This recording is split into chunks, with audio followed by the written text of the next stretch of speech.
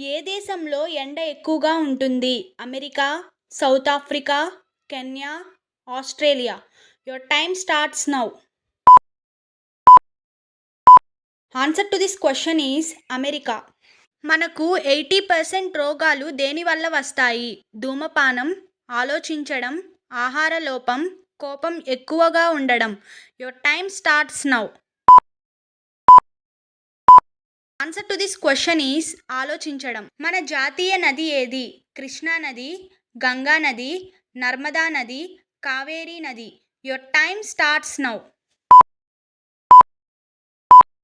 Answer to this question is Ganga నది. ఎప్పటికీ పాడవ్వని పదార్థం ఏమిటి? తేనె, బెల్లం, పంచదార, నూనె. Your time starts now. Answer to this question is తేనె.